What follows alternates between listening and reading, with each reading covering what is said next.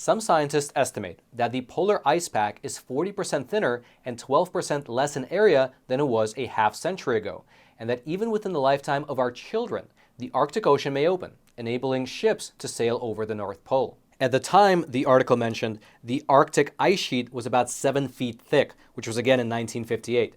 And today, when we look at today's data, it's still about 7 feet thick.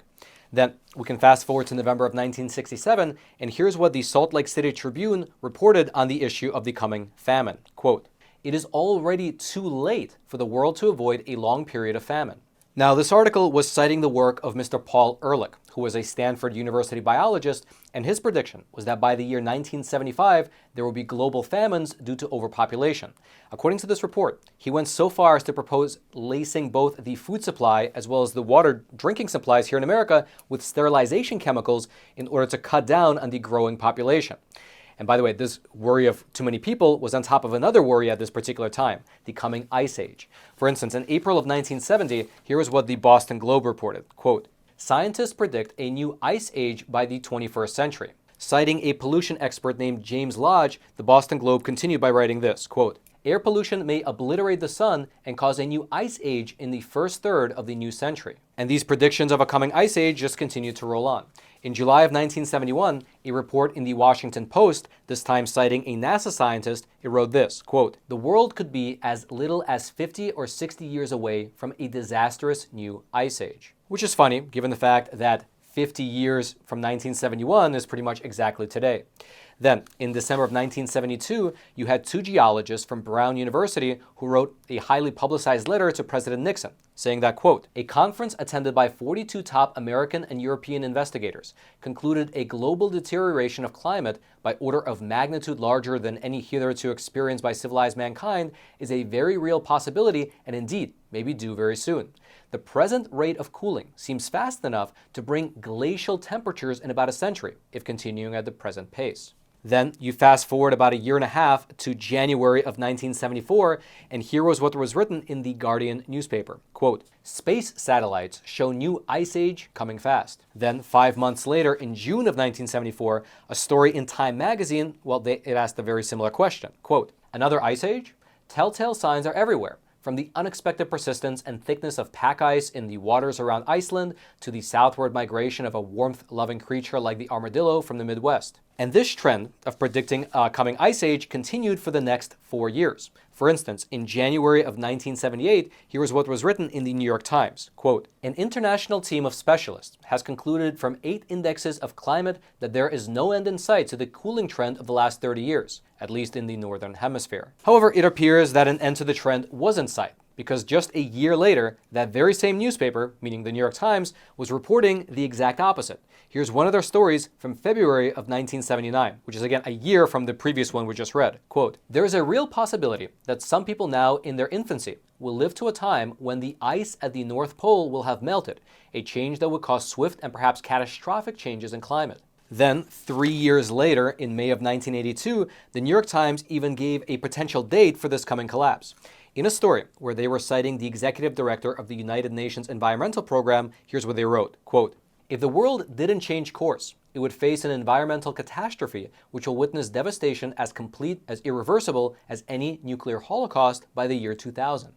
There were other predictions which came and went as well. For instance, in September of 1988, there was a report in AFP which said that the island nation of the Maldives was at risk of becoming completely covered by a, quote, "gradual rise in average sea level in 30 years, and that the end of the Maldives and its people could come sooner if drinking water supplies dry up by 1992, as predicted." And just for your reference, the Maldives are still not underwater, and instead, they're actually thriving and developing.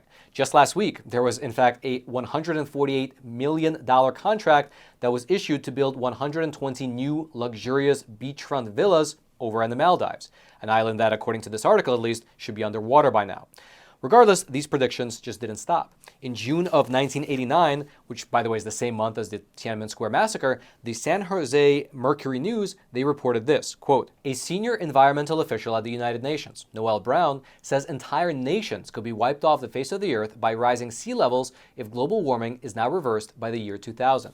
Then we fast forward to the year 2000, and even though many of these earlier predictions didn't quite pan out, well, they were replaced by new predictions. For instance, in March of 2000, here was what an article in The Independent said about specifically the UK. Quote, "Snowfalls are now just a thing of the past.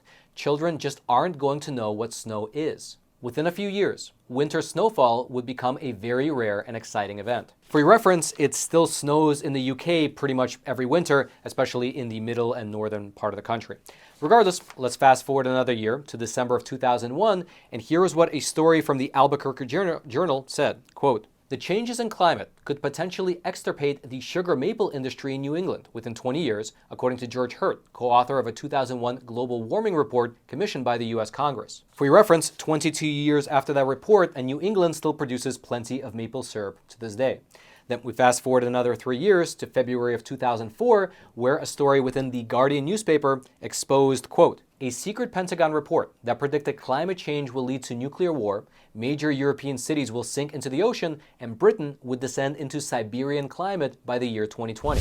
And as we mentioned earlier, although it does still snow in Britain, by the year 2020, it was nothing like the climate of Siberia. Regardless, we fast forward another 2 years, and in January of 2006, the Associated Press, while paraphrasing Al Gore, they wrote this, quote, "Unless drastic measures to reduce greenhouse gases are taken within the next 10 years, the world will reach a point of no return." Then the following year, in November of 2007, the New York Times quoted the head of the United Nations Climate Panel, who said this, quote, "This year was the defining moment of the climate change fight. If there is no action before 2012, that's too late." In that same month, Canada's CanWest News Service, while paraphrasing another polar researcher, they wrote this, quote, "The Arctic Ocean could be free of ice in the summer as soon as 2010 or 2015, something that hasn't happened in more than 1,000,000 years. And this Arctic Ocean without ice prediction began to gain traction. For instance, the next month, in December of 2007, here was a story in the Associated Press citing a NASA scientist, quote, "Arctic sea ice gone in summer within 5 years? At this rate, the Arctic Ocean could be nearly ice-free at the end of summer by 2012. In that same month, by the way, the BBC, they had a slightly different prediction. Citing another climate expert, here's what the BBC wrote, quote, "Arctic summers ice-free by 2013? Our prediction of 2013 for the removal of ice in the summer is not accounting for the last two minima in 2005 and 2007. So given that fact, you can argue that maybe our projection of 2013 is already too conservative." Then a few months later, in March of 2008, you had Xinhua, which is China's official propaganda mouthpiece, citing a Norwegian official who wrote this, quote, "If Norway's average temperature this year equals that in 2007, the ice cap in the Arctic will all melt away, which is highly possible judging from current conditions." For your reference, Norway's average temperature did actually slightly increase from the year 2007 to the year 2008, but the ice did not melt. Regardless, a month later, in April of 2008, there was a report in New Scientist magazine which was citing the director of the National Snow and Ice Data Center, and they wrote this, quote, "The North Pole could be ice-free in 2008. There is this thin first-year ice even at the North Pole at the moment. That raises the specter, the possibility that you could become ice-free at the North Pole this year." And these ice predictions just kept piling on. For instance, in June of 2008, you had the National Geographic News, it's a news outlet, citing an environmental scientist writing this, quote, "We're actually projecting this year that the North Pole may be free of ice for the first time in history." In that same month, the Associated Press, paraphrasing a NASA scientist this time, wrote this, quote, "In 5 to 10 years, the Arctic will be free of ice in the summer." Then, just a year later, you have probably one of the most famous predictions that have been made. USA Today, citing the former US Vice President, Mr. Al Gore, they wrote this, quote, "The Arctic Ocean may be nearly ice-free in the summer as early as 2014. And again, these predictions just kept snowballing, no pun intended. In summer of 2012, the Australian wrote this, quote, "Enjoy snow now. By 2020, it'll be gone." In July of 2013, you had The Guardian, quote, "Ice-free Arctic in 2 years heralds methane catastrophe," says a scientist. Then in August of 2017, you had the Sydney Morning Herald, quote, "Snowy retreat, climate change puts Australia's ski industry on a downhill slope." For the last one, by the way, the weather data shows that over in Australia, it's been snowing quite as usual in recent years. Then we get to January of 2018, And this was when a Forbes article, citing a Harvard University professor, wrote this, quote, "The chance that there will be any permanent ice left in the Arctic after the year 2022 is essentially zero." For your reference, even though the odds were against it, at this very moment, there's about 5.6 million square miles of Arctic sea ice. Then, in June of 2018, Ms. Greta Thunberg, the young climate activist, she shared a story on Twitter which was titled this, quote, "Top climate scientist says humans will go extinct if we don't fix climate change by 2023. To which Greta added this, quote, "A top climate scientist is warning that climate change will wipe out all of humanity unless we stop using fossil fuels over the next 5 years. Now, for some odd reason, Greta decided to delete that particular tweet earlier this year. And she was not the only one that had to delete her earlier prediction. That's because in January of 2020, Glacier National Park had to remove one of their signs because that sign claimed that all the glaciers would be melted away by the year 2020, which would be an awkward thing to read in the year 2020 when you can still see the glacier in the background. Then, in December of 2021, the LA Times ran a story with this headline, quote, "A no-snow California could come sooner than you think." Interestingly enough, a few weeks after this article was published, researchers over at UC Berkeley announced that California actually had the snowiest December on record. Regardless though, a year later, in August of 2022, Bloomberg reported this, quote, "The end of snow threatens to upend 76 million American lives." However, it's worth noting that just a few months later, the Sierra Nevada mountains saw their second snowiest winter on record. And then, of course, right now, right at this moment, California is getting blasted with a bomb cyclone with record levels of snow coming down quite literally as we speak. Which all brings us neatly back to the doomsday clock over in Union Square, which claims that we only have a few years left. And you know what? This time, they might be right. Like the boy who cried wolf too many times, well, this time, it might really be the end. However, in a more realistic assessment, after going through this entire list of 33 predictions which didn't quite pan out, it seems like these climate predictionists are shooting themselves in the foot.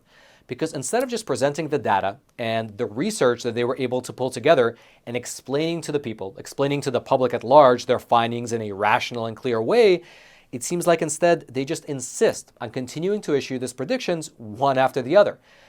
And these predictions, after they fail to materialize, well, they lead more and more people to trust these so-called climate scientists less and less. Perhaps that would explain why it's mostly young people at these climate protests. Since they haven't lived through the past 50 years of these predictions, they perhaps assume that this latest prediction is the only one, and therefore it must be right.